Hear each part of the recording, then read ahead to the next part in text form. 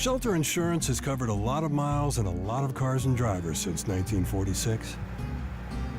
We like knowing we have you covered, so you can just sit back and enjoy the ride. Shelter Insurance. We're your shield. We're your shelter. Ask Shelter Agent Mark Manning about Shelter's competitive insurance rates.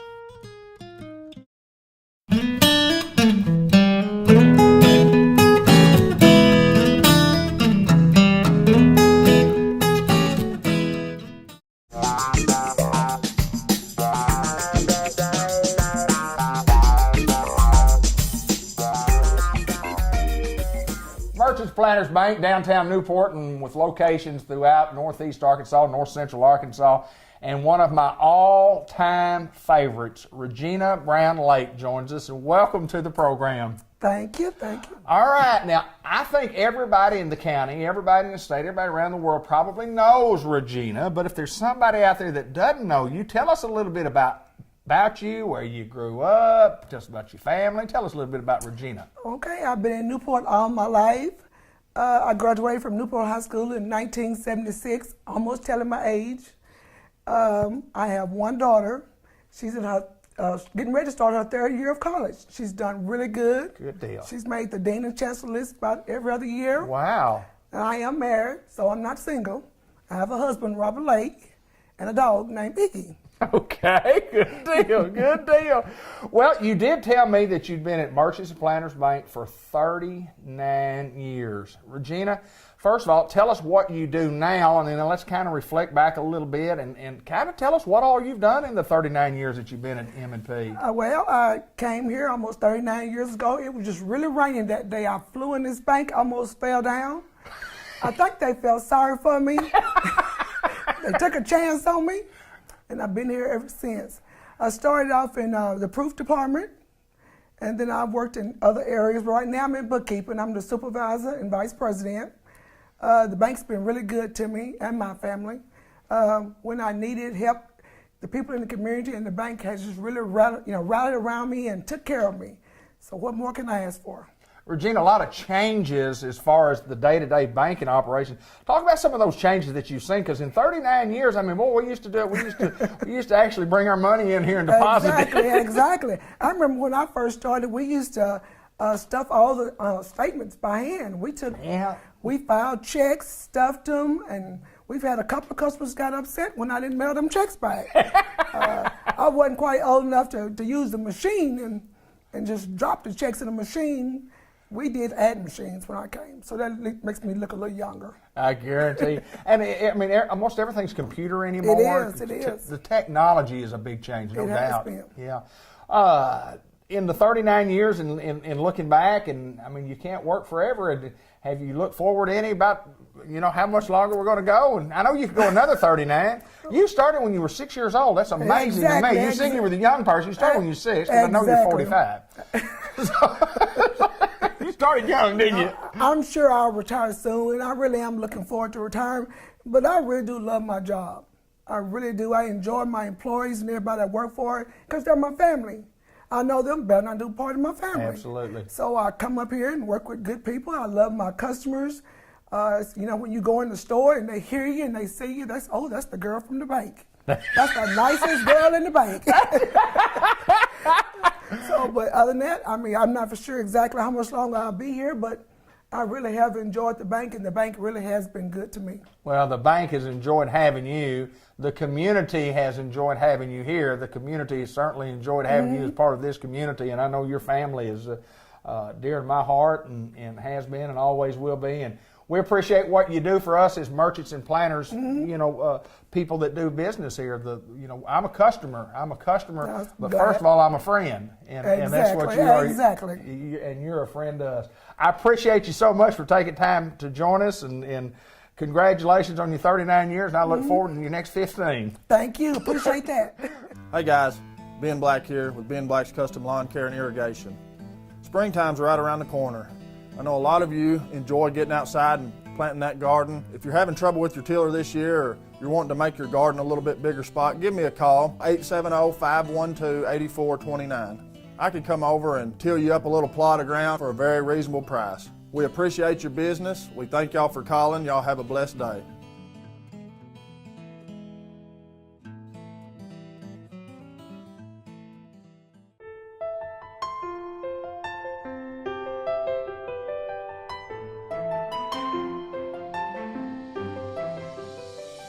Get to visit with Jan Jackson Maris this week in a little different location. We're still in the funeral home, but one of the nice rooms that we have here. Welcome, Jan. How are Thank you? David? I'm great. How Good, are you? good. It is that time of year, Miss Jan, in May, and there's so many things that go on during May, but it's graduation time, and we at Jackson Funeral Home we just want to talk a little bit about graduation. It's just a great time, and it's so much fun when you watch them graduate, and it's so emotional, and just that music that starts. Yes. The pomp and circumstance. Yes. And I love graduation, and we have 3 special graduates here this year, which is Bubba Driver from Newport, and Ethan Hunt from Tuckerman, and Austin Carter from Harrisburg, and they're all part of our Jackson's Funeral Home family, and we wish all of the kids great success. And You know, when you graduate from high school, and we all did that, and a lot of people know what they want to do, but then there's a lot of them that don't have a clue what they want to do. And they say, well, we'll go try college. So, you know, it's kind of a hit and miss thing for a lot of them, but it is a great time. It is a wonderful time, and it's a stressful time for the parents, too. and an expensive time for the parents. Expensive time for the It is parents. that. But we also wanted to mention that each and every year for the last several years, we put together the Jackson's Funeral Home Senior Salute. We've got a tremendous program this year at the Newport Public Schools. They had a couple of things. Number one, they had a senior send-off that Miss Leanne Bradley put together, and it was a wonderful deal. We got plenty of footage on that, and then had a senior signing day also. Of course, we got graduation coming up. It was wonderful. Wasn't it, though? They're doing such a great job of building our schools back up, and I'm really pleased. Leanne and John each had a program, and they wanted to start a different tradition, and Leanne had talked about seniors and just what we're talking about, really maybe not knowing where to go, and they invited community members to come in and teach different classes. Linda Black taught a class, but it's fun to know that there are people in our community that back our young people. And of course, Jackson's Funeral Home and lots of other businesses have continue to do just that. We do. They're our future. Absolutely, they are. And I do want to mention once again about Arizona Sharp and his last month's interview, and what a job he did. He did a wonderful job, and we're so glad to have Arizona as part of our Jackson's Funeral Home family. His mom worked for quite a while with us at Harrisburg, and I guess that's maybe what sparked his interest, and I'm very grateful for that. So we're glad to have him, and he's doing a fabulous job. And, you know, and what I think about, it's so nice to get younger folks who look at this particular business and say, that's what I want to do. That's what I want to do. And they have the heart for it. Absolutely. And Arizona has the heart for it. You have to have that. You have to. Because you wouldn't do this if you didn't. I know that you guys continue to give back, and we talk about we want y'all to be able to watch. We're going to play our program. We've been working on it for several weeks. Take us probably another week or so to get it done, but it'll play through the month of May and June on Cable 15 TV. Of course, we'll have it on the website at cable15tv.com and on Facebook, and it's going to be a great program. And we salute the seniors of Jackson County. And hopefully they'll get to look back at this at their 10-year reunion and their 20-year reunion and their, what Rhett just had, 40-year reunion. So it's great. He didn't, did he? Yeah, did he? Kinda did. He didn't, did he? Maybe 2 years ago. That's exactly right. I've got a 45 if I want to have one, and I guess we'll try to have one. And have one and enjoy it. They are fun. They are so much fun. We want to thank the Jackson Funeral Home for doing this program and getting to visit with Miss Jan, and obviously for the Jackson Funeral Home Senior Salute to be coming up here on our cable television channel. Thanks, Miss Jan. Thank you, David.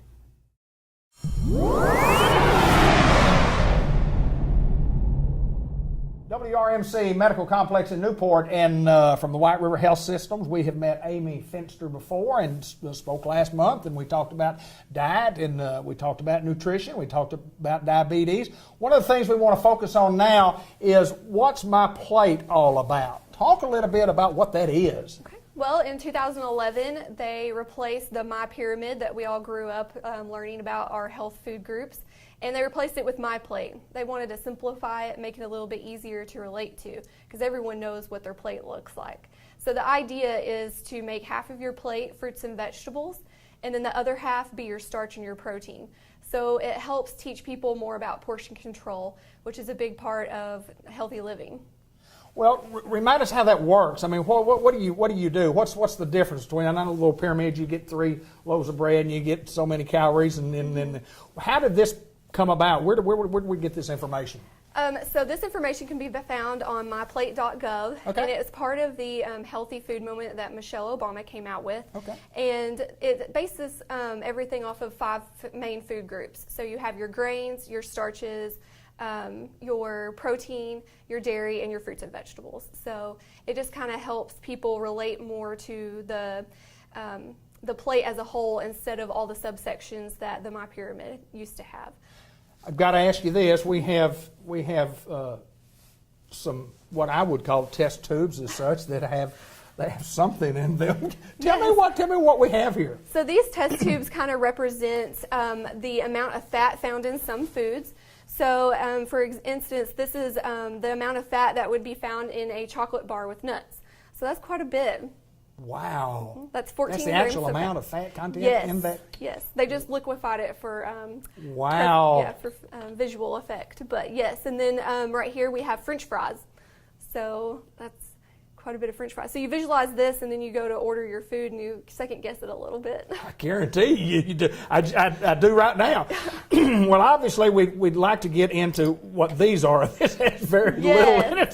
So I mean, fat content, how do you measure fat content, and where do you get the information to find out what fat content, how much is in something? Well, that's where label reading comes into play and how important it is. So you can compare different brands and by looking at the labels.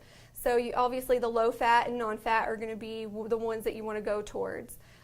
Low-fat milk, for instance, like fat-free or skim milk, are going to be preferenced over the whole milk just because the fat content is lower.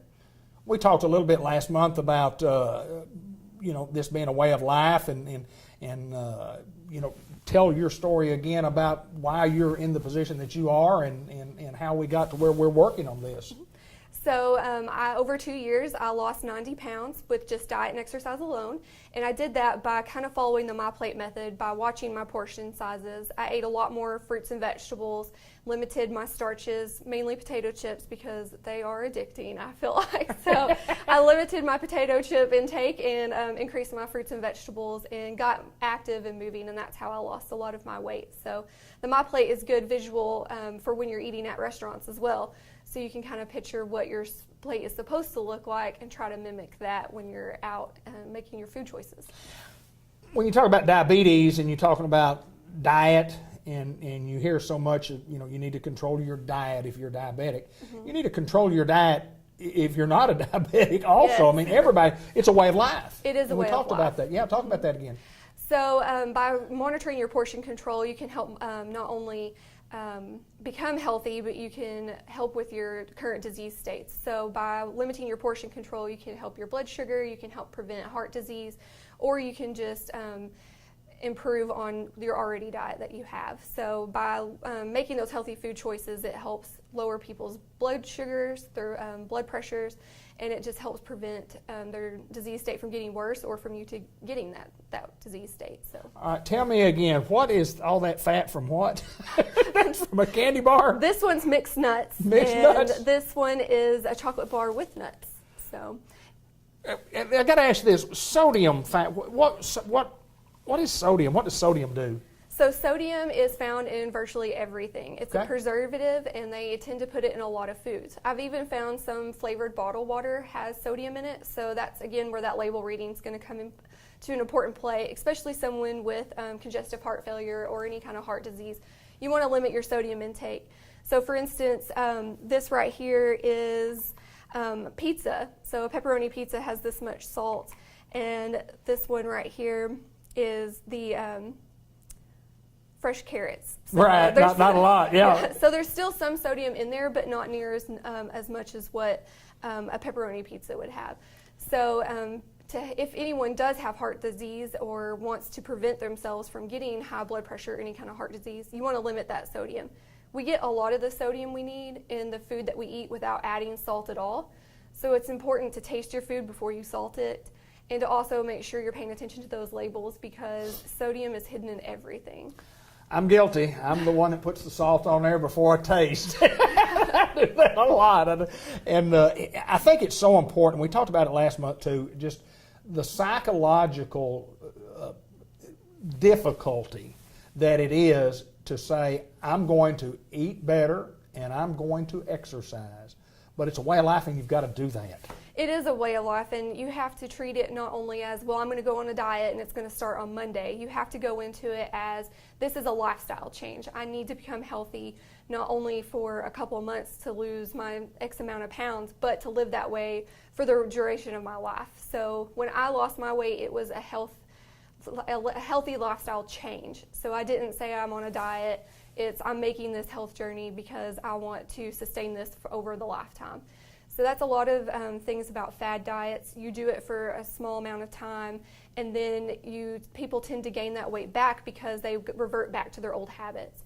So that's where you have to go into it with a mindset of, this is what I'm going to do for the duration of my life to live a healthier lifestyle. Now, as a coordinator, for a community coordinator as such for health, you are available for people to ask you to come talk to their group, and tell us how that works. Yes, so I spoke to many groups like the Kiwanis Club and the Rotary Club. I also do a monthly nutrition talk. Once a month we'll be advertising that on our White River Health System Facebook page, so people can look and see what the theme is for that month. And we're going to be popping up all over the community doing different wellness activities, so just be following our Facebook page for more information. And they can reach out to me as well on my phone number, 262-1000. Well, I know this, that you're very well educated and well versed in not only what you do, but how you do it, because you live it, because you've been in it. Yes. When you talk about nutrition, you talk about health safety issues, and it's all related. And you get out there and do your part. We appreciate what you do. Yes, thank you. All right, Amy, we appreciate it. White River Health System, and again, follow us on our Facebook page, I guess at White River Health System, and be sure to like us on there too. WRMC Medical Complex in Newport, we appreciate Amy. Thank you.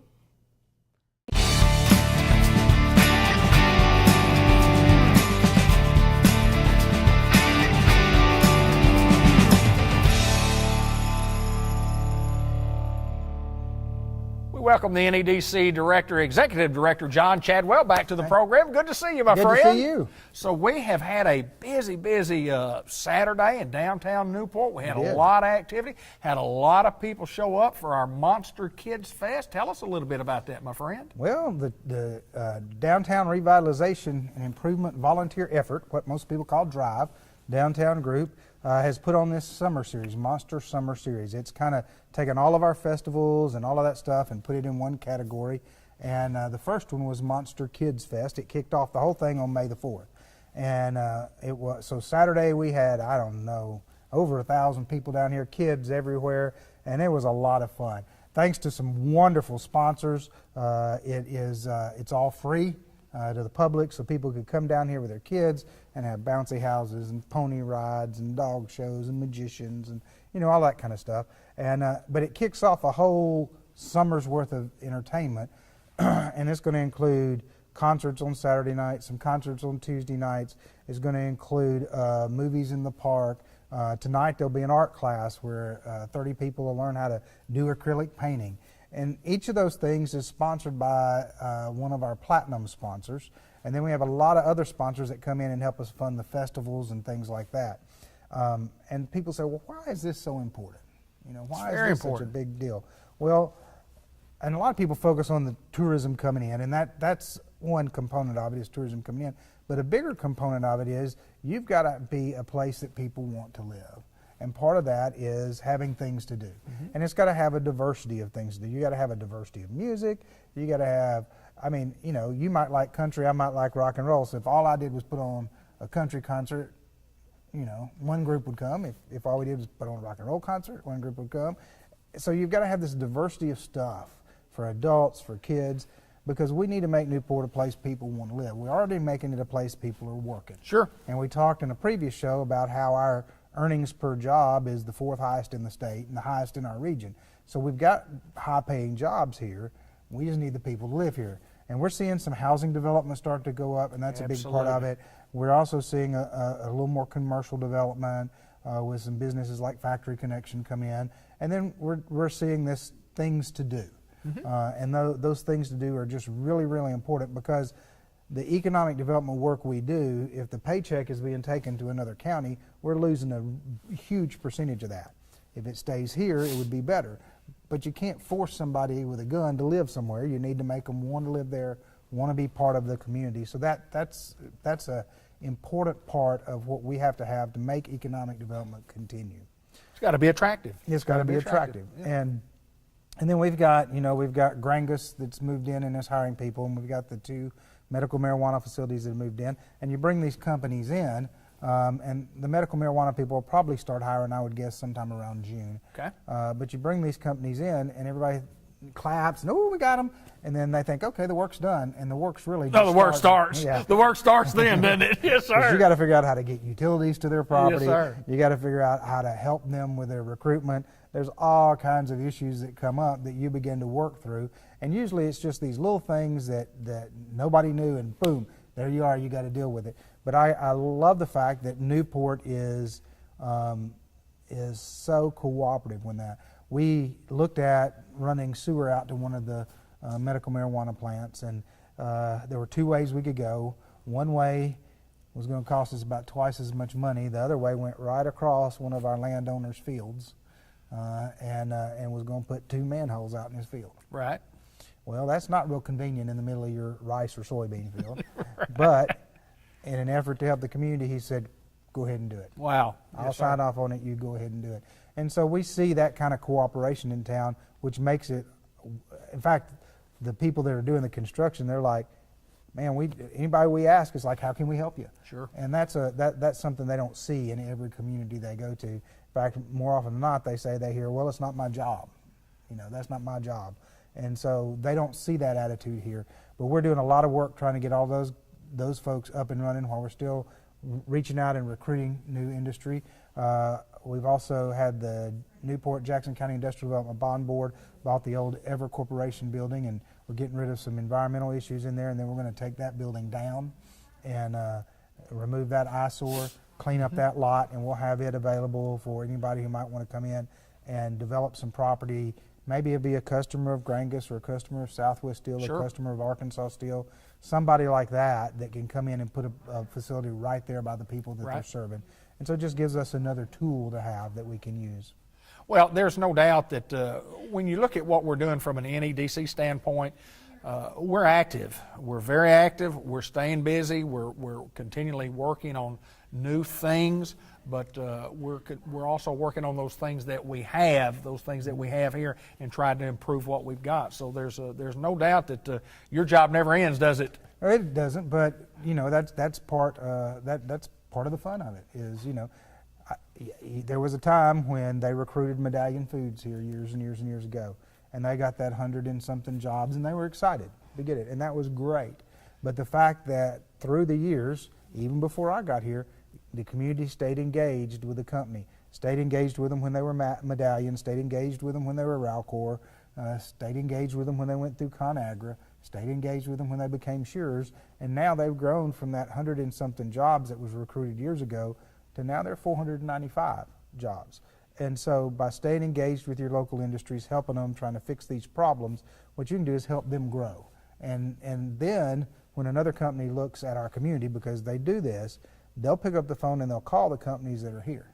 And they say, okay, how is that community to work with? Well, if your companies that they call say, oh man, they're great to work with. Anytime we have a problem, we can just pick up the phone. We can call the mayor, we can call John, then that makes the new company say, okay, maybe that's the place we want to go.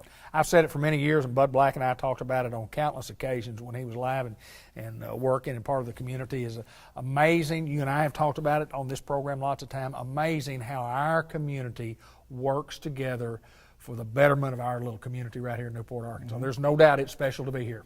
It is. It is. I'm getting ready to go out and to look at a project about when we wrap up here, and we had an issue trying to get one utility to one of the companies, and it was going to involve some tree clearing and some right of way and some this and that. And so the city has worked to make it happen. The college has worked to make it happen. The county judge came in and offered some of his equipment and helped to make it happen on the city property. And just everybody came together and made it happen for the company, and made it happen in about 2 weeks. There you go. You know, and so that's the kind of spirit we have here that makes a huge difference. John Chadwell, it's always my pleasure to come down to downtown Newport to get to visit with you, and great things happening. We always talk about that on this program, and we will continue to do so. We're doing well, and I appreciate all what you and NEDC and the board and the Chamber of Commerce do for our community. Thank you, my friend. Thank you.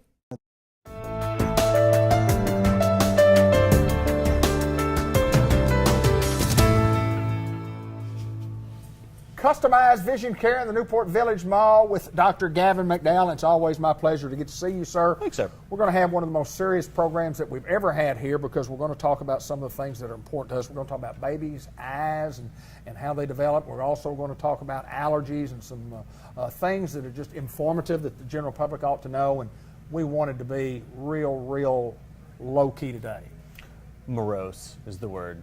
Never heard that word. You have to describe. You have to tell me more. It's very sullen almost. Just even keel, monotone even. How about downtrodden? yeah, there, that works too. Downtrodden. That works. Yes, sir. Talking about babies, we got to get serious. Yeah, I'm talking. We want to talk about babies' development of their eyes, Yeah. and it's kind of a little different as they see. Oh yeah, as we see. it's completely different. I mean, and it's not only just babies, but even up and through toddlers and adolescents and preteens and all that stuff. There's expected markers you're going to see. Okay. But when we talk about babies' vision, the babies don't pop out seeing 20/20. Right. It just doesn't happen. And in the first, let's say, 4 to 6 months of life, it's just smudges and blurs, and it's almost all black and white at the very beginning. And usually the first color that most babies see is blue. Okay. So I'm not telling mothers of daughters to go out there and change their whole nursery scheme, but blues and then the greens and the reds. It's just kind of that normal progression, but it's always just. It's not a clear, distinct image. You just don't expect baby to see mama's face at 4 months old and just light up, because you're blurry. Yeah. Everything out there, up here, everything's blurry. And it just slowly develops. And actually, I don't expect kids to start seeing what would be equivalent to 20/20 until they're 2.5, 3, somewhere in that ballpark. Really? Yeah. Isn't it something? And even then, if I have children, I mean, we see children from the ages of 6 months and on. And I mean, I will see them younger, but it's not really going to be that diagnostic. But anyway, 6 months older and up. And I've had children in here who were 4, almost 5, and they're not quite seeing 20/20.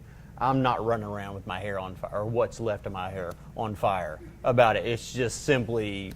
It's kind of expected. It's a developmental thing. Okay. And you have to understand, it's not just the tissues and the structures of the eye that are still developing. Most of it is within the visual cortex, which is all back here. The back part of the brain is all right back here in what's called the occipital lobe. And so, the brain's developing, and some people just develop faster than others. There's nothing wrong if you have one child who was, a Marine sniper at the age of 3, and your next child couldn't see the chalkboard until they were 4. There's nothing wrong with that 4-year-old. They just simply develop differently. I think as raising kids and having kids, and one of the things I remember back is when they could follow you. When if you come across it and then they follow you all. It's man. Oh yeah. Oh, this baby's good. This baby, he's following me all the way. That's just kind of a milestone, I guess, a marker. It is actually, and there's 2 different types of eye movements. There's what's called a pursuit, which is you're talking about where the eyes kind of track and a target going one way or the other, and there's what's called a saccade, where it jumps from one point to the other. Yeah, the saccades come a lot later than the pursuits do, but realistically, there is not a set thing that says, okay, if your child is not doing these eye movements at 2 years old, they're fully deficient. Right. Now, if they're not doing that when they're, 16, we got some problems, obviously. Optometrist? Right. But that's why it's important, we in the profession, and the American Optometric Association recommends having annual eye exams every year after the age of 6 months. After 6 months. After 6 months of age, and that's one of those things where, yes, I'm not going to have a baby in mama's lap, or like a 1-year-old sitting in a chair back there by themselves with the big, what's called the phoropter on them, and ask them which one's better, 1 and 2. That is not going anywhere, but we can tell a lot from the reflexes from the back of the eye, how the eye is shaped, the length of the eye, basically where their vision is. Right. And if there are serious visual deficits there that need to be addressed, then we just simply work around that. I mean, if it's within confidence. What I mean by that, if I have a child and I feel very confident in the findings I've gotten, then yes, I'm going to work with glasses. But if it's a serious need, then there's ways to get the exact prescription out of those children. So important, and we want our folks to know that it's important that at a very young age you do need to get your eyes checked, and a little bit different, as you say, as to what we have to go through as adults. Exactly, and going in there and hold one hand over this eye and one hand over this eye, and tell me what you see and what you don't see. But it is interesting, and babies' eyes and how they develop, and parents do get a little. Everybody wants to be able to see at 3 months, and it just doesn't work. My baby was seeing on the chalkboard at 3 months. Right. Sure they were. Whatever. I want to get into allergies, because allergies in the eyes, because the stuff, the pollen, the tree has the assault that's upon us from the trees and the it's been horrible. We had a lot of rain, and I don't know what causes all this, but it normally doesn't bother me, and it hasn't bothered me much, but it's bothered me more than it normally bothers me. But talk about things that we can do to help if you have some problems. Allergies. Okay, well, what I tell most people, if it's just a general, my eyes just don't feel right, flush them with lubricating drops. And when I say lubricating drops, I'm talking about an ocular lubricant or an artificial tear. Now, I'm going to specify this, and if this gets out to somebody, fine. Don't use Visine, don't use Clear Eyes, don't use Murine. Okay. I don't care what it says on the bottle. If it has that name on there, don't use it. Okay. Because most of those drops are going to have something in it that gets the red out. If it gets the red out, all it does is makes the blood vessels smaller. Okay. It's what's called a vasoconstrictor, which gives the appearance of it not being as red. But it dries the eye out faster. Okay. So whatever fire you're trying to put out, you're kind of feeding it on the back end. It'll feel good when you first put it in, but you'll have to use it more often and much quicker for the next application. But if you go to Walmart, Walgreens, wherever you normally pick up your goods, so to speak, they got drops. Go look in the section where Visine is, and there are going to be several different options there. If it says ocular lubricant or artificial tear on it, I don't care what the brand is on it, go ahead and grab it. I don't care. Better. And the great thing about most of those things, you can't overdose on them. You can use them like you're going to win something, and it's not going to hurt you. You can even drink most of those and not hurt you. Now, it works better if you get it in the eye, obviously. But what I'm saying is it is safe enough to use multiple times during the day. So go get you some of those ocular lubricants. Just rinse the eyes out, flush them out a little bit, and see if you can flush the irritants that are in the eye more so than anything. So that way it just feels better, and if we can flush irritants out, maybe we solve the problem that way. And you fixed yourself, so to speak. The big bottles of saline solution that you use don't use those? Don't use those? No, saline is mostly for flushing an eye after an injury, or you've gotten something in it that's been invading it. It's useful in some contact lens wearers, but no, don't go flushing the eye with saline, because your eye has a certain pH and a certain natural flora and fauna that needs to be there, and you flushing all that out with saline and not making it where it can thrive, you're going to make your eyes that much more sensitive over time. So no, just get a lubricating drop. Okay, and I've got to ask this before we get off the air. most of us get recommendations from folks when we get our when we get our glasses, and when we get new glasses, you would hope that you would get a great response when you get home, and sometimes it doesn't work out. Now, you being the optometrist, you would pick out the perfect pair. I would. Every time, wouldn't you? I would pick out the perfect pair every time. That way, no one I came across would be able to say that does not look good on you, except for my wife. This particular Say pair, that again, please. My wife hates this pair of glasses. I Hates them. like those. I mean, I'm not trying to be different. They're so comfortable. I can't tell you how comfortable they are. They are amazingly comfortable. They make you look like an optometrist. I look important. You do, don't you? But you look important if you were wearing these glasses or I the other. doubt it. Let me see those. Try those. Put those on and see if you look No, important. I will not look important in those. I think you'd look important. Let me look. Nope, I'm wrong. No. You do not. You do not. That fouled it. Dr. Gavin McDowell at Customized Vision Care. If you need any information on babies' eyes, you need information on allergies, we're the man to come see him. How about just all eye-related? You're the eye man. I'm the eye man. You're the eye man. Eye man in Newport, eye man in Pocahontas, eye man in Truman, Arkansas, correct? Northeast Arkansas. Let's just say Northeast Arkansas. Yeah. You're the man. I'm the man. Gavin McDowell, good to see you, my friend. Customized Vision Care in the Newport Village Mall. Come see us.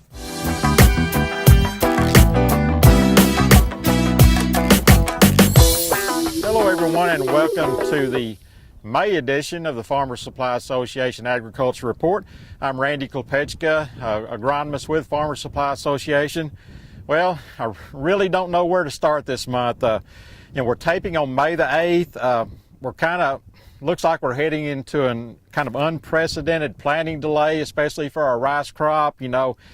Haven't seen delays like this in a long time, and the way the weather forecast is looking, it may be something like we've never seen before. So that's kind of where we're at right now. I had a text last Saturday from one of our farmer member customers, and he said it's halftime. We're down 3 touchdowns.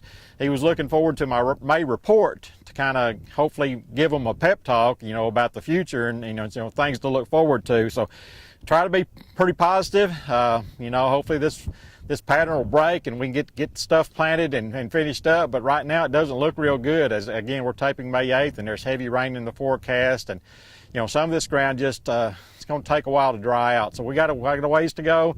It's not over yet, but certainly we've got some issues we've been dealing with and are going to continue to deal with. Of course, it's all about the rain. I've been talking about rain, I guess, since back in about late August, September is when all this started, and always think, well, the pattern's fixing to break, and it really hasn't broken. Our farmers will get 2 or 3 days here, 2 or 3 days there at the most. Some guys haven't even got that much, to get some rice planted, corn planted, whatever, even a few soybeans planted. But it's been a battle to get things planted because of all the rain and wet ground we've had. Compounding that, we had all the ruts from back in the fall, which makes things a little slower to dry out.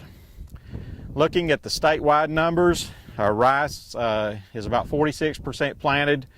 Our 5-year average is about 79%. Soybeans, 17% planted. The 5-year average is 37%. So again, we're way behind, and just kind of talking about that today.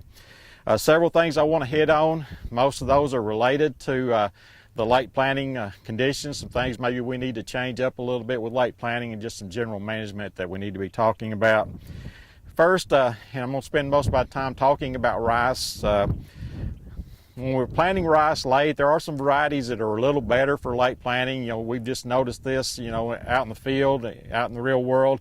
Plus, the university's got research data on this as well, and they kind of go along. I mean, they're pretty much the same. But, when we get into these up in May, the mid to late May plantings, the hybrids generally tend to hold up better with yield potential with these later plantings. Next would be your non-clear field varieties. We're talking about like Diamond, Titan, and Jupiter. They're kind of next on the list. And then the ones where we lose the most yield potential as we get into May are the clear field varieties like 151 and 153. So as we get into later planting, again, the hybrids are generally going to have the best potential. Of course, they've got the best potential anyway, but they will hold up to the later plantings better. And then we go, again, the non-clear field varieties followed by the clear field varieties. So keep that in mind if you have some options on varieties to plant with at these late planting dates.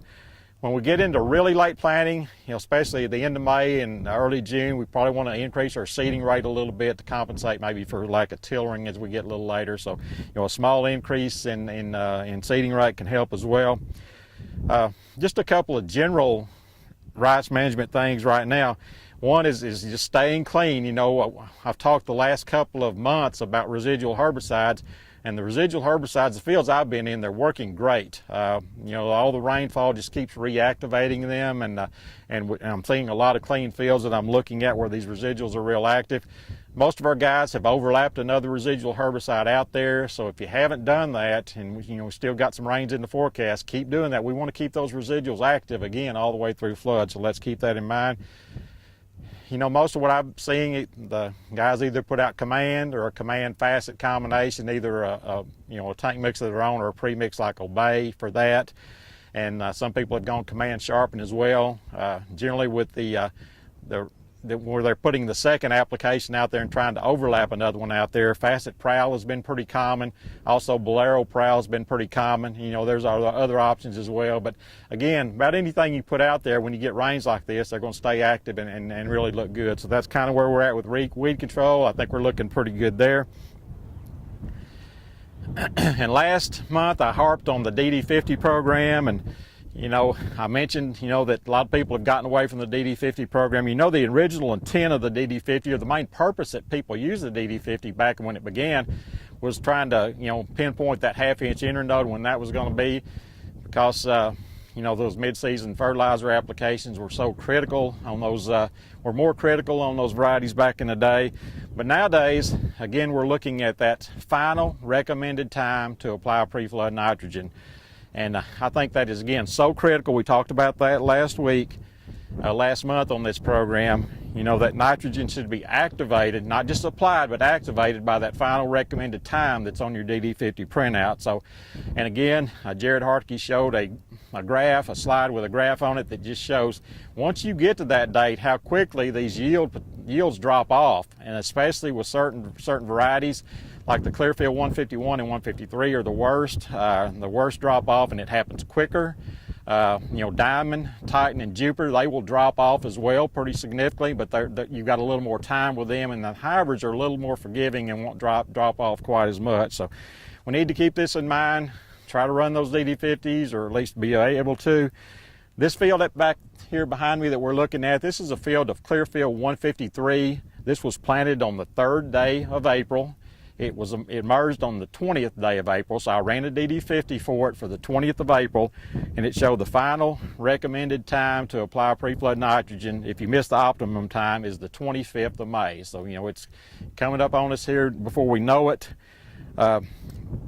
Just as an example, I ran all the common varieties at this particular date, so you can see the differences in varieties when that final recommended time is, depending on the variety you have. Some of them, again, as I mentioned, are more forgiving than others. For Clearfield 151, the final date would be 5/24 on this field, so a day earlier than this 153 is. 753, again, is also 5/24 for that last day. But again, the hybrids are a little more forgiving. You're not going to have that steep drop-off in yield potential if you get a little bit late. But again, 5/24 for 753, just like the 153 is. For Gemini, the Clearfield commonly grown Rice Tech hybrid, 5/29 would be that last recommended time. Diamond and Titan, getting into our conventional varieties, 5/31. You got more time, to play with there. And finally, Jupiter, the medium grain, that final recommended date is not till 6/4. So actually, an 11-day difference between the earliest ones and the latest ones. So, you just can't go by what a field looks like. You need to know your variety and know that you've got, with 151, 153, some of those, you need to get that. You've got to get that fertilizer out there pretty quick. That date's coming pretty quickly. If it's something like Jupiter, you got more time to play with. But regardless, you need to know what that date is for your particular variety, your particular emergence date. And I just think that's real critical. I think you're going to gain, not going to lose that yield potential if you'll stay with this. And again, get that fertilizer activated by that date, not just applied by that date. So that's kind of where we're at with rice. Soybeans, back in the day, we didn't plant beans that much until late May and into June. we've learned over the last decade or a little more that those April planting dates really have a lot better yield potential. So most of our guys, especially if they're pushing high yields and they want to plant soybeans in April. So that's where that top end yield potential is at. But we could still make good beans on up into the first half of June. So it's certainly not the end of the world with soybeans, but certainly the earlier the better. We're going to lose that top end potential, but we still have the potential to make a good crop. Just 3 or 4 things to mention. One is there's a lot of field preparation that needs to be made before we could plant beans. Some of these rice fields from last year still have stubble in them, they've got ruts in them, they still got the levees up, and it's going to take a long time to dry out. And then I'm afraid when we dry out and get to work those fields, they're going to dry out real quickly, after that. So, that's going to cause another delay with the soybeans. If you want to plant maturity group 4 varieties, stay with them. We always used to say when you get into later plantings, you might want to go to a 5 or something like that. But all the tests are pretty clear that the group 4 varieties hold up with yield potential all the way through planting dates, and that's where the best yield potential is at. So stay with those if that's what you plan to plant. And remember the use of inoculants.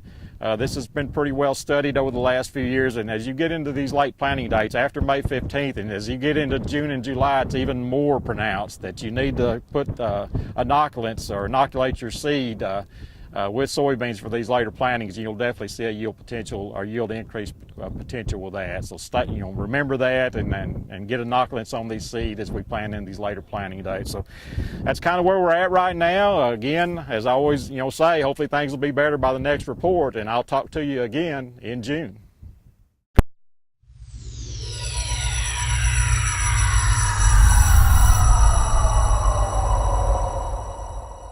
Welcome to Unity Health Harris Medical Center in Newport, and we get to come each and every month and visit with the folks over here and find out some great things that are going on. And we have a young lady that I've known a long time, and I'll let her introduce herself and also tell you what her title is here at Unity Health. Hi, Dee. Hi, Dee. You doing all right? I'm doing pretty good. Good deal. I'm Dee Shaw. I am the new trauma coordinator and RSAVES facilitator for Unity Health Harris Medical Center. The RSAVES facilitator basically makes sure we do things right when it comes to stroke. May is National Stroke Awareness Month, so it's a good time for me to start this brand new position. So I have my notes in front of me so I don't mess up on our statistics and our numbers, because it's very important. First of all, before we get into all the nuts and bolts about stroke, and which I'm very familiar with for what causes and so on and so forth, tell us a little bit about you and your family and growing up. And most everybody knows your family. Most everybody knows you. Me. Yes. I've been around Newport most of my adult life. I grew up at Bradford, graduated from Bradford. My son just graduated from Bradford Monday night. Most everybody in Newport knows Nicholas May, too. Right. I spent 10 years with Newport Fire Department here as a firefighter paramedic. I've spent most of my adult life on the ambulance. I've been in EMS for 26 years. Just recently decided to make the transition into the nursing role. I've been an RN for a little over a year now, but I decided to do that because I'm going into diabetes education eventually. But I found a passion in the ER and stroke and trauma, and taking care of people in our town. Talk a little bit about stroke. You need to know what it is, what causes it, what are some of the signs and symptoms. First of all, what is a stroke? We hear that all the time, but professionally, what do you consider a stroke to be? Well, we can look at stroke as a brain attack. Most people know what a heart attack is, where you have lack of blood flow to different parts of the muscle of the heart. Stroke is basically the same thing. Your brain is not getting the blood supply that it needs for whatever reason, and whatever part of the brain that is not getting that blood flow, the cells die. And they don't come back most of the time once they are gone. So we can look at a stroke as a brain attack, and definitely time is brain. We've got ischemic strokes, which is a clot. We've got hemorrhagic strokes, which is a bleed. And most of the farmers in the area will understand if you've got a polypipe going through a field and you have a block in that polypipe, the water's not getting to all that part of the field. There's some field that's dry. That's an ischemic stroke. That's a clot. That's a blockage. Got it. Now, if you have a polypipe that busts and the water goes everywhere, you've got a flood of water that doesn't need to be there, and then it's not going on downstream to where it needs to go. So that's a hemorrhagic stroke. You've got a bleed. I guarantee you that is a great analogy about what a stroke is. Wonderful, great information. You've got some statistics that we want to share with you in talking about stroke? Well, when in our two types of strokes, 87% of our strokes that we deal with nationwide are ischemic strokes. That means they're a clot. There are things that we can do on a time-sensitive basis for ischemic strokes. And 13% of the strokes are hemorrhagic strokes. We can treat those, but not as easily here. But in the ischemic stroke, 32,000 brain cells die every second. Wow. That's a lot of damage in a very short amount of time. Time is of the essence then. Time is definitely of the essence in a stroke. Yeah. More statistics, 34% or less of 65 years of age, or less than 65 years of age. You think stroke, and we say, well, that's an older person's deal. It is not not really an not, is it? old No. person problem. And as I get older, 64, 65, that's not an old person anymore anyway. No, it's certainly not being 63. No. When you're 18, you think, oh, someone that's 50, that's an old person problem. Well, there's a lot of 30, 40, and 50-year-olds that have stroke. Right. It touched my family. My cousin Jean passed away from multiple strokes at the age of 39. Sure did. So it's not an old person problem. This is a nationwide problem. Babies can be born and have a perinatal stroke. I mean, it's not very common, but it is possible. So we all need to know the signs and symptoms of stroke and be very well aware of, get to the local facility. Talk a little bit about 2008 AR and the major importance of this that you have here, and what exactly is that talking about when you're talking about what AR, the AR stroke? Tell us about that. AR Saves is Arkansas Saves. We're working on stroke awareness, stroke treatment, and getting people back to their lives. We have saves, and a lot of people think of a save as, well, that patient's still alive. Well, I look more at quality of life than quantity of life.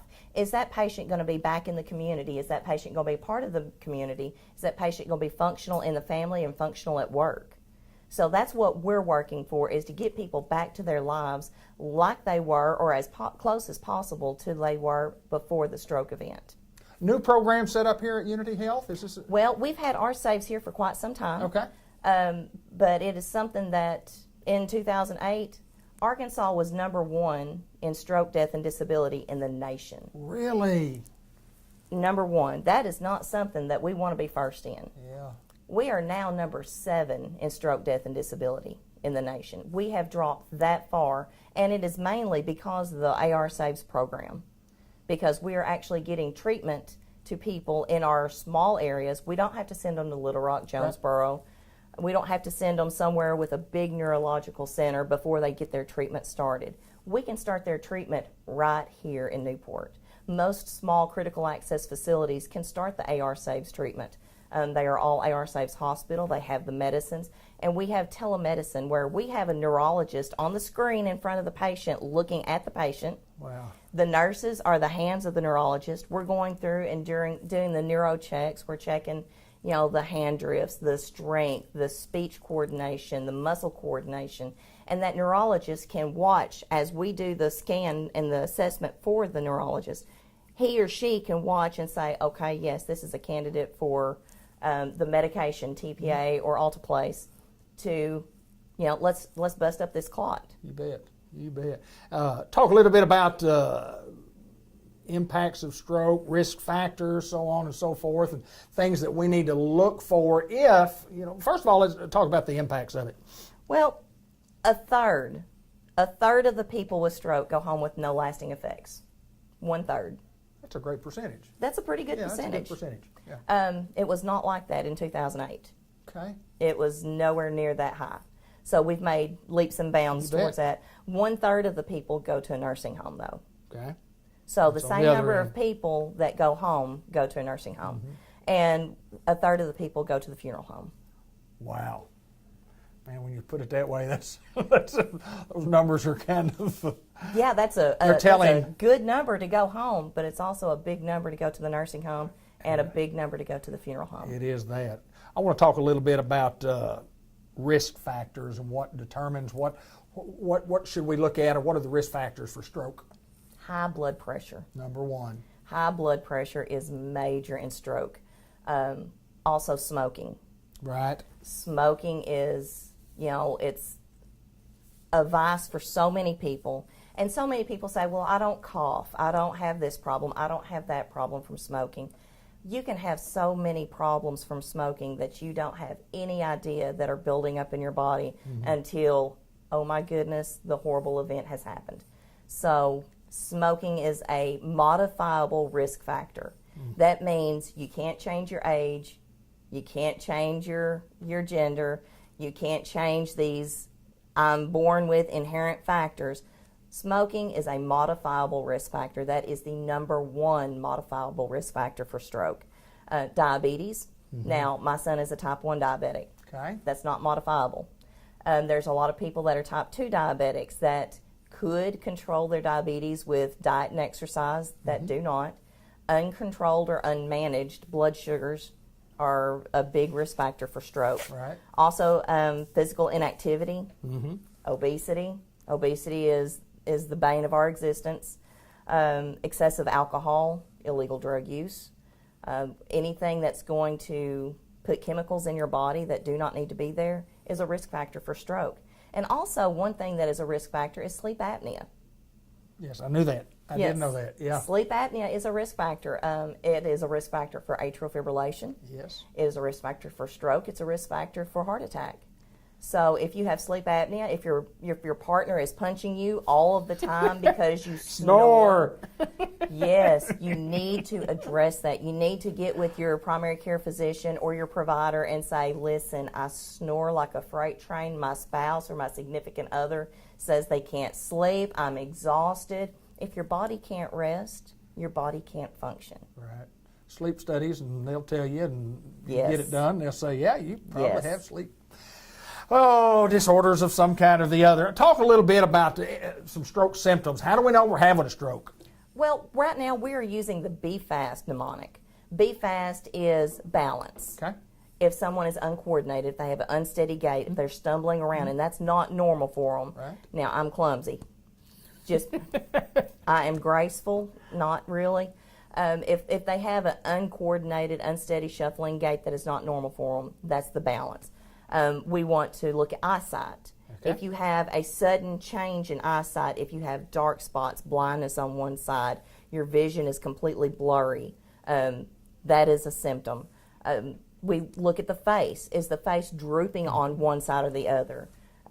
We look at the arms. Now, whenever you're looking at the arms, you can have someone hold their arms out, palm up. If one arm drifts down, if they are unable to hold that arm up, that is a symptom or a sign. And speech, if their speech is slurred, if they Big sign. can't get their words out, Right. if their words are garbled, if they don't make sense, if the speech is just not right. And then T on the Be Fast is time. We have 4.5 hours. It used to be 3 hours, but they have expanded our window to 4.5 hours because they are seeing results with the 4.5 hour time window. We are actually able to treat these patients with this medication we keep here in the 4.5 hour window. And that is huge because there are so many people that want to, let's wait and see if I get Sometimes better. the process is slow. Yeah, I guarantee you. And that is the thing. We want people to understand that when you start having these symptoms, come to the hospital. Go now. Call 911, and time is of the essence. Think about this: 32,000 brain cells per second. Not per hour, not per day, per second. Well, and you got to have treatment. Let's talk a little bit about treatment options finally. Treatment options are the medication for a clot. The ischemic strokes, we have the TPA and the alteplase here that are clot busters. We have thrombectomy, which is available at the neurological centers. Okay. That can be done in 24 hours. So if we don't have a clot that can be busted here, we can get them to UAMS or another neurological center where they can do a thrombectomy. That's where they go in and take the clot out. And that can be done up to 24 hours if they have collateral circulation, which means the little vessels are going around the clot and still taking care of that brain tissue past the clot, but it needs to come out. Well, I think one of the most important things that we're talking about here today when we talk about stroke is time. And if you have symptoms of a stroke, you need to act. You don't Act need to, fast. Yeah, act fast and get to where you need to go. You say, call 911 to get you to an emergency facility. And Unity Health continues to strive to be the best we could possibly be, and adding features and improving features and doing Absolutely. things. And congratulations on your new job assignment. Thank you. I know you're excited. I'm excited, terrified, scared, because this is important. This is our community. This Yes. is the livelihood, the economic of our community. There's one of our stats that we had was $34 billion with a B, dollars was spent on stroke with direct and indirect cost in 2017. Wow. $34 billion, Yeah. whether in disability, nursing home stays, medicines, treatments, rehab, whatever. If we can stop it beforehand, we don't have to worry about that as much. That would be a huge economic impact on our small area. Sure it would. We've had lots of people that have had strokes. We've had lots of people that have not recovered well from strokes. When I started in EMS a long, long time ago, 93, it was... When was that? 93. That's what I thought you said. It was a go slow, we don't want to raise the blood pressure. Be quiet, don't get them agitated. Now it's let's get them there quick. Go. We've got to start the treatment, and we have that treatment here. And I think that is amazing. I do too. We don't have to go to Jonesboro. We don't have to go to Little Rock to get things started. We can save lives. We can save quality of life here in Newport. Right here in Newport, Arkansas, at Unity Health Harris Medical Center. Dee, good to see you, and I It's good to appreciate you see so you, much, Dee. girl. Good to see you. It's Thank always you. my pleasure. And I guess if you need more information, they can get in touch with you here. How would we call you here? Business hours, Monday through Friday, 8 to 4:30 or 5. Okay. 870-523-8911. 8911 right here at Unity Health Harris Medical Center, Newport. Thanks, Dee. Thank you.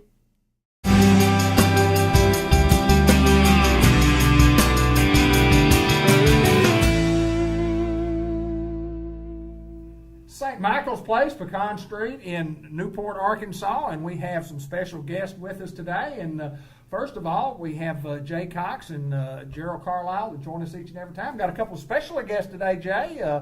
Who's going to do the introductions here before we get to visit with these ladies? Well, we may all do the introductions. That's the way we are. Just big teamwork around here. But today we're celebrating Nursing Week, and so it's a pleasure to have these two ladies with us, Miss Shirley Mason and Thelma Guffey, and they are two of our RN charge nurses, and they handle our weekend charge for us. And, Okay. And they are generals around here. They take care of business. And one thing Gerald, our administrator, can tell you is that when they're here, we don't have to worry about anything. We don't. There are no worries. And, somebody's got to be in charge. Absolutely. Somebody's got That's to be in true. charge. And before we turn it over to them for you to ask them some questions, I do want to say that a special thank you to Dillinger Funeral Home. They came out today and they fed our staff some good, delicious barbecue. Tommy Allen did a great job. Tommy Allen and crew. And they also fed our residents today. Really? So they came out and took care of our staff and residents today, and just took care of us. And so I say thank you to them. And it's just part of the many activities that's going on during Nursing Week. We're just doing all kinds of good stuff for them, and it's just an honor to have such great nursing on staff as well as others. So.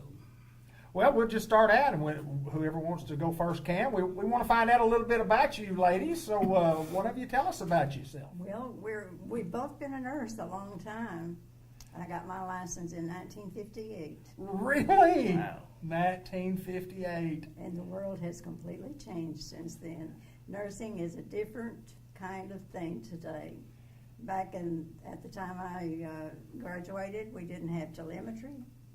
We didn't have a lot of this stuff that we've got today to make life easier and to take better care of the patients. A lot of technology. And, tell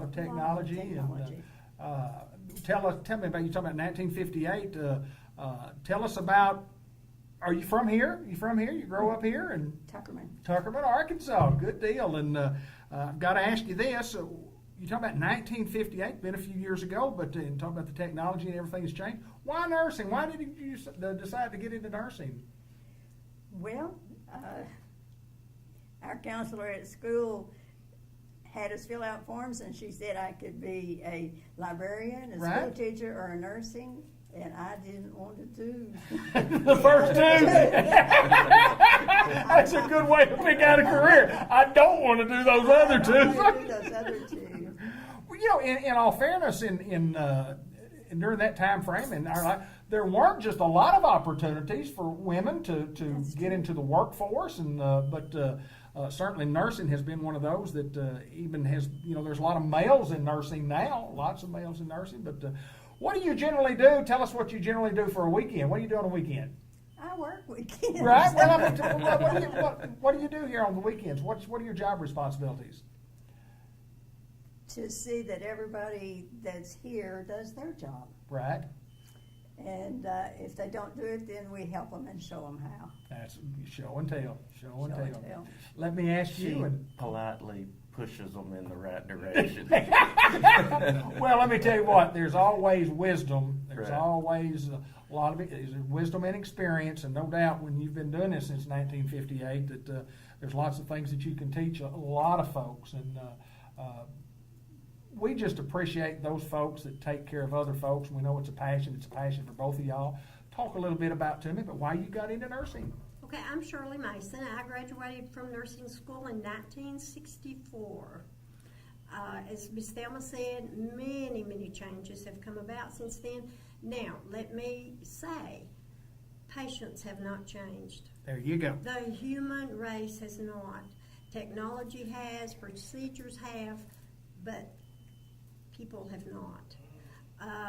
Basically, I was an acute care nurse, worked at Harris for about 35 years. That's right. That is right. And have worked with the doctors there many years. Came out here in 1999.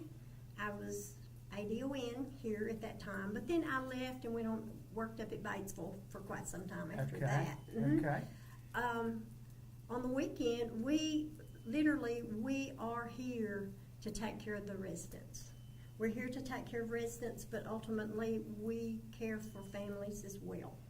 Sure you do. Do a lot of PR, see that staffing is correct, done correctly, and see that the residents are cared for.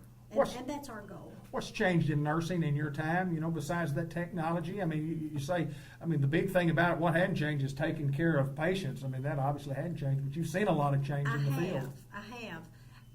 I was at the time when even the IV medication, it was amazing that, you know, the changes that we did there. We couldn't give it continuous because we didn't have cath-ons. We had needles. Right, absolutely, absolutely. So I've seen that, and as Ms. Thelma said, with the telemetry, the CCU came about. At the time I graduated, we had to set up the croup tents for the babies with the big oxygen tanks. So, I mean, it was just wonderful when we got the piped in oxygen. That's exactly and right. It's just amazing that the people today they've not seen this. You know, they've not been through this, and we have. So we see computers, wow. Right. You know, here we are today with the technology of the digital age.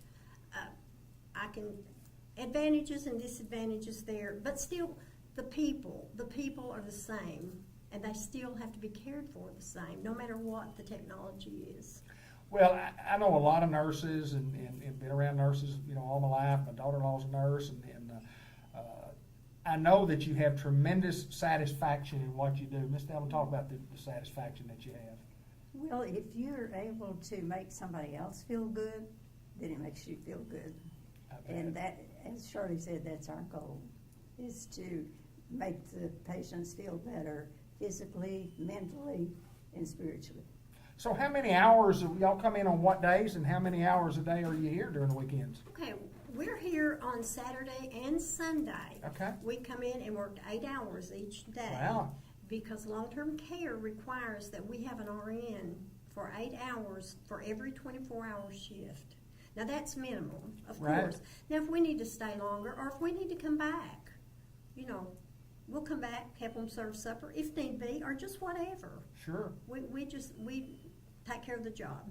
Well, there's no doubt that anytime we've had people on here, and Jay and Gerald both tell me that you want to get people on and recognize people for their jobs that they do, and these guys certainly appreciate what y'all do here, and the community does, and we have for years. And nursing is a tough field. It is a tough field, and the things that you have to do to be a good nurse, we know what you have to do. And when you're laying there in that bed, I don't know that I've ever had a bad nurse, but I've had some that were so much sweeter than others. Never had a bad one, always been good. But I know, Jay, that you guys are certainly proud of these young ladies. We are, and one of the things that they're saying, that I hear them saying, that even though the technology has changed over the years, compassion and love does not change. It still comes from the heart, and that's what it takes in every generation. And that's something you can't teach. It has to come from inside, and I believe they wouldn't be still doing this today if they didn't have a heart for people, and it shows. When they come in, we know, for one, they want the job done right, and you got to have a heart for it. And I'm sure that others, not only us, but others that know these two ladies over the years, and even talking with them before we started the broadcast, they actually both worked at the original Harris and Newport Hospital downtown. Really, that's and right. So, Yeah, a little Newport history yes. we was discussing, and so I'm just amazed. They're still here with us and helping us take care of these residents, and that's what we want here is solid, committed people that have a heart for Newport, a heart for these residents. And I know we hadn't let Gerald talk any, but as for me, I'm proud to have both of these ladies on our team. I am too as well, and I just want to say thank you to all nurses, not just the nurses here, but nurses everywhere.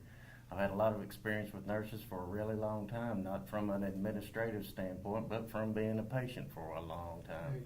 And I appreciate every one of them. Well, we certainly appreciate y'all taking time to join us today, and more importantly, they don't have enough time if they just call it Nurses Day, Nurses Week, Nurses Month. It should be Nurses Lifetime to thank y'all what y'all do for us, because when we get down, that's who we look for. I mean, the doctors are always there, but it's the nurses who take care of us, as always. And thank y'all so very much for joining us. Thank you. Jay Cox, I think we've got a hit this time. Yes, sir. And each and every month you can watch our program here on Cable Channel 15 TV, or you can watch us on Facebook at David Black, or on YouTube at Newport Cable 15 TV, on the website at cable15tv.com. St. Michael's Place in Newport, thanks for joining us.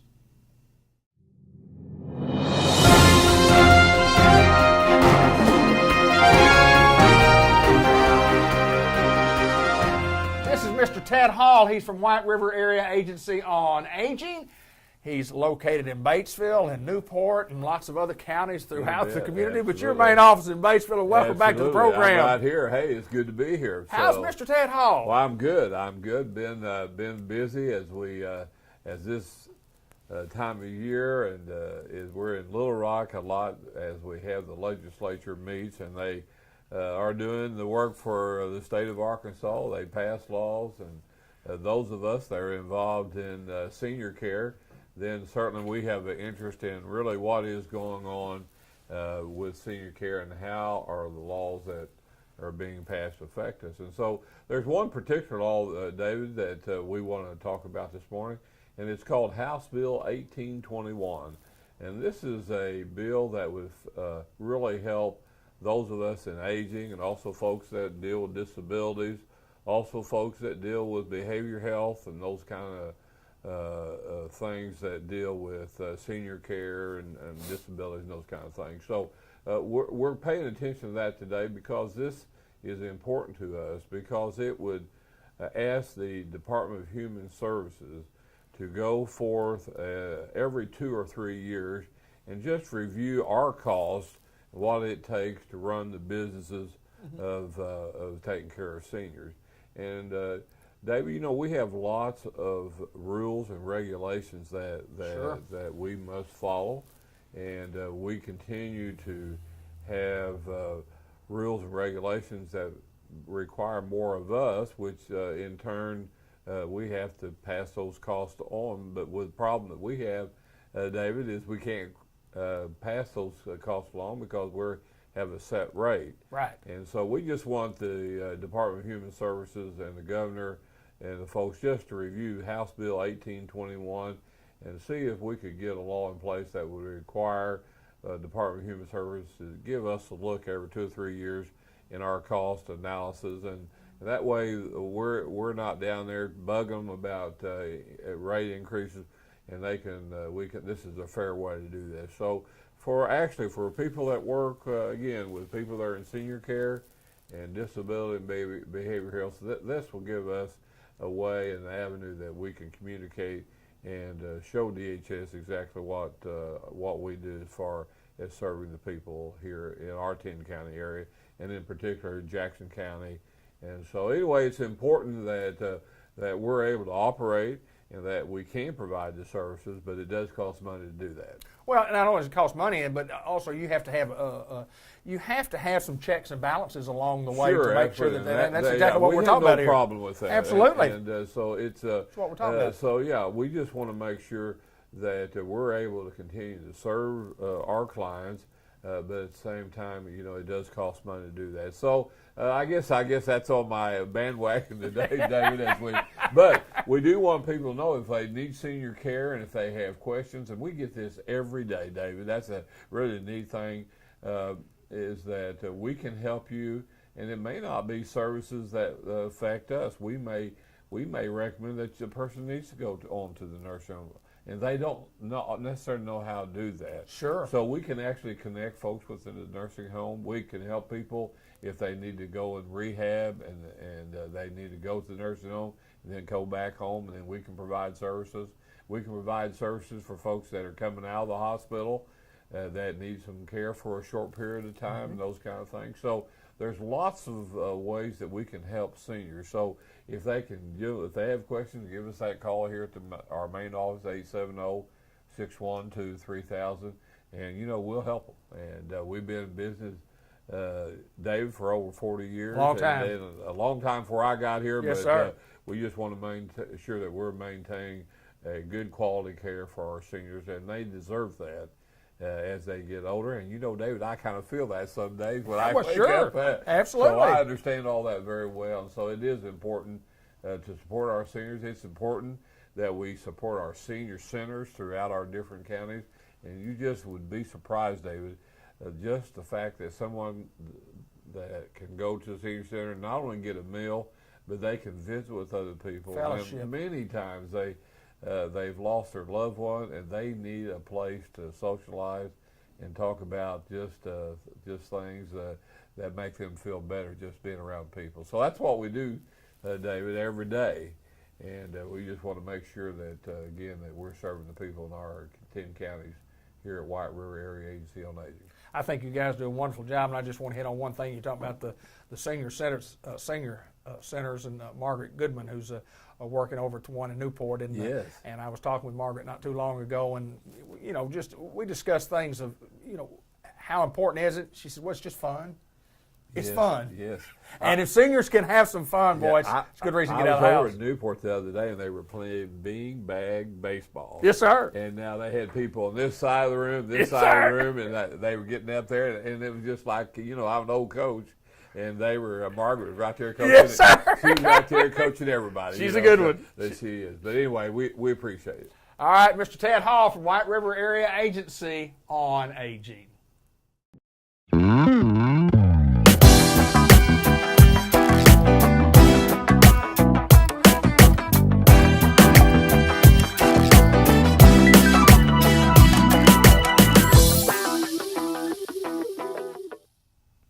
Welcome to another edition of Let's Talk Sports with Bud Black. I'm David Black, and it's brought to you by the Bank of England Mortgage Company in the Newport Village Mall. Kenny Thaxton and Sally Fauché Long are out there to take care of all your professional real estate lending needs. Their phone number 495-3931.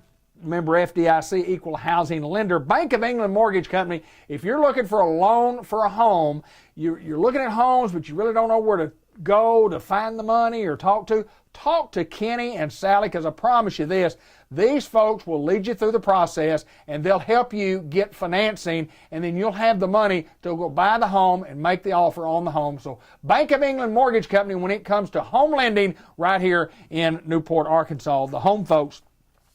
From a sports standpoint, want to talk a little Cardinal baseball. I mean, here we are. It's in the month of May, and just on this program a month ago, I said that I really didn't think the Cardinals had much of a chance. Thought they might have a chance to win this division, but I really liked the Milwaukee Brewers. I thought maybe the Cubs were a little off, and lo and behold, the Cardinals got on a roll. They started playing real well. They led the division for a little while, and on film day, early in May, the Cardinals are in third place. They're just a game behind. The Cubs have really gotten hot.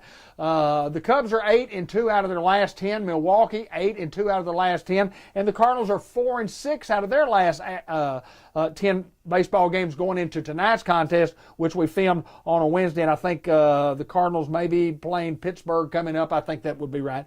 But anyway, the St. Louis Cardinals have a chance. They're in a real tough division. Let me tell you how tough it is to win in baseball. The Cubs and the Dodgers are the only teams in the National League that are playing at a 600 percentage. So that means that they win 6 out of every 10 games. Only 2 in the National League. Well, there's only 3 in the American League. 30 teams in Major League Baseball, and only 5 of them right now, less than a fourth of the way through the season, are playing 600 baseball. And those figures will generally go down as the course of the baseball year goes on. You won't have as many teams play as well along the way through a long stretch of 162 games. But we're real close to the 40 mark in games played, so that's about a fourth of the way through. I'm always excited. Baseball's my favorite game, no doubt about it. Been always pulling for the St. Louis Cardinals. I think they've got the right pieces. They just need to see what happens down the stretch. And took it on the chin earlier this week at Chicago. Got swept by Chicago, but that's part of it. Who knows, the next time that the Cubs come into town, the Cardinals could do the same. Gateway Grizzlies. Who are the Gateway Grizzlies? That's where Grant Black plays. Their season gets started this weekend, the second weekend in May. 96 game schedule, and they'll play all the way through September the 1st or 2nd. And these guys play 6 days out of the week. They're usually off on Mondays. Usually not a lot of time to do much except maybe rest on a Monday, because they're playing baseball all of the time. You can catch all the action if you're interested in watching at gatewaygrizzlies.com on the internet. They have the games live each and every night that they do play. The Newport All Sports Night was recently held, and they honored all the high school athletes that were either awarded some type of recognition, being all conference or all state. It was a great night to be a Newport Greyhound, and lots of awards were given out. And our coaches and our administration and our staff do a wonderful job of taking care of our kids over at the Newport High School Athletic Department. There's nothing like being a Greyhound. If you want to be one, we'd like for you to be one. I want to also mention about NBA basketball. I'm not a great big NBA basketball fan. I love basketball. I'm not a big NBA fan. But I have been watching the Houston Rockets and the Golden State Warriors battle out through 4 games in the second round of the playoffs. Folks, let me tell you what, it has been a war, and I mean it has been great basketball. Every game has come down to the last couple of minutes. A couple of them have been overtimes. But you say, well, what, the Houston Rockets and the Golden State Warriors? Of course, the Golden State, a perennial NBA champion, and Houston Rockets with James Harden, the big bearded one who has all kinds of moves, and a little shuffle move in, shuffle move back, shoots the 3. Interesting statistic. Golden State, of course, got Kevin Durant just a couple of years ago. James Harden's been playing at the Rockets for, I think, maybe 4 years now. These guys, for the first time in NBA history, through the first 4 games, that each team has had a guy average 35 points for those 4 games. James Harden for the Rockets and Kevin Durant for the Golden State Warriors. It's simply phenomenal to watch these guys go back and forth. And no doubt, I think that both those guys obviously are the leaders of their team, and both of those guys will determine who gets into the next round. But it's just a phenomenal record to think that those guys can score 35 points in a basketball game over 4 playoff games when defense is usually what wins these championships. Still a lot of basketball to be played, and I hope you watch some of it when you get an opportunity to do so. Make sure that you follow the Gateway Grizzlies. Make sure that you follow the Cardinals. And, the Cardinals on Channel 39, if you have Sunlink Cable TV and they're on the web streaming live, you can get them just about anywhere. So lots of sports activities. Love this time of year, baseball time. And no doubt, good luck to Grant Black and the Gateway Grizzlies as they get started this coming weekend. For all the folks who love sports like I do, until next time, this is David Black for Bud Black Let's Talk Sports, brought to you by the Bank of England Mortgage Company in the Newport Village Mall.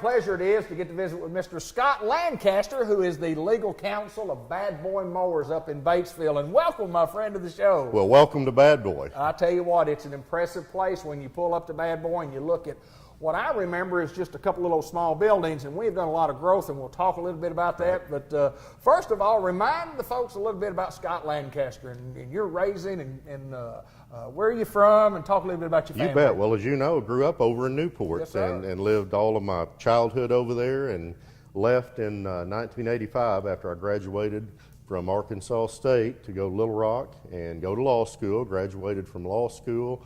Planned on coming home to Newport, but the Friday law firm offered me a job, so I thought, well, I'll work there for 4 or 5 years and then move home to Newport. And 25 years later, I ended up in Batesville. So I stayed with the Friday firm for 25 years and then had an opportunity to come here to Bad Boy, and so did that in June of 2011.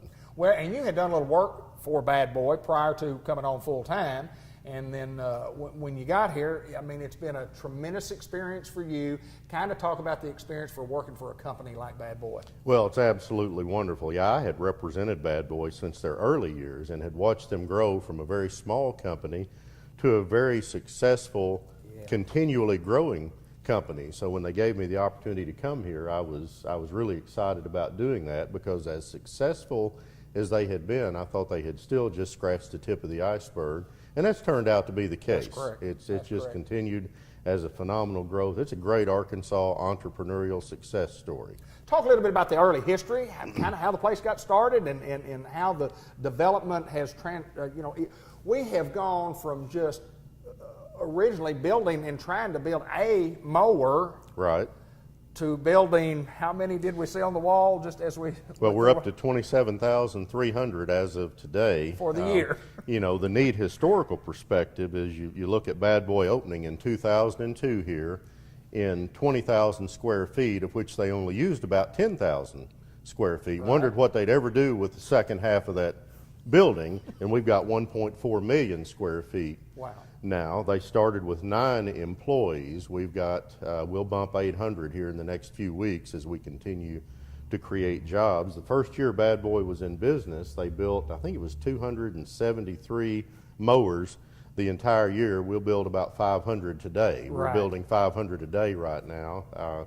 We hit 56,000 something last year. We'll break through 60,000 this year. So it's been a truly phenomenal exponential growth since 2002. Talk about a little bit about the dealers and where you have dealers as such, and we continue to grow, and we're a worldwide company. Absolutely. We've got over 800 independent dealers in 41 of the states right now.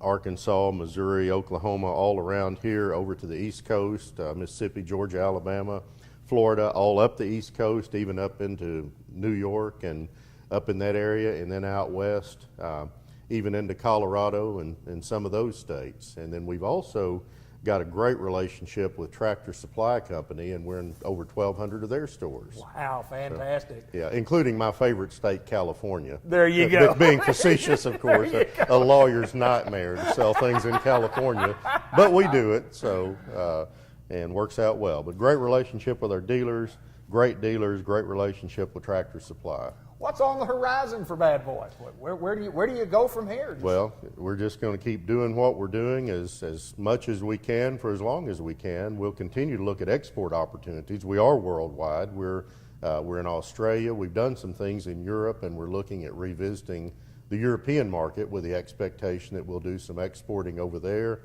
New Zealand, some other places. So there's tremendous growth opportunities outside the U.S., and we continue to see tremendous growth opportunities within the U.S. as we expand into the remaining states and as we continue to take over market share from our competitors, which we're doing regularly. Yeah, before we get off here, I want to mention a little bit about employees that you have here, and we employ a lot of folks, a lot of men and women that are local. Of course, we have a lot of them that have to drive in, but we have a lot of folks that work for us right here at Bad Boy. Talk a little bit about We do, and we say, and we truly mean this, that we use the term strength from within. Strength from within. Our strength is from within. It's from those people that show up every day and build these high quality products. You know, we talk about the importance of this company is not what happens outside the fence. It's not what they decide in Little Rock or somewhere else. It's what happens inside this fence when we come to work every morning. And those 800 people saddle up and they're excited about being here, and they know they're part of a family that's growing and successful. They've got a great job here. We pay those employees well, but they earn every penny of it because they perform for us. And they drive in from Newport, Swifton, Melbourne, Cave City, all kinds of places. And they are the secret, not a secret, they are the key to our success. They are our strength. Well, there's no doubt it's a great story. I mean, it's right here in Batesville, Arkansas, and you go from the old saying, from a garage to a worldwide company, and it's just taken a lot of hard work, and like you say, when that strength from within, and it's exactly right. We're mowing with an attitude. There's no doubt about it. We are. We're doing everything with an attitude, and proud to be doing it. Scott Lancaster, my friend, good to see you, sir. We appreciate you coming and joining us and talk a little bit about this company as we continue to grow in Batesville, Arkansas. Always a pleasure, my friend. Thank you.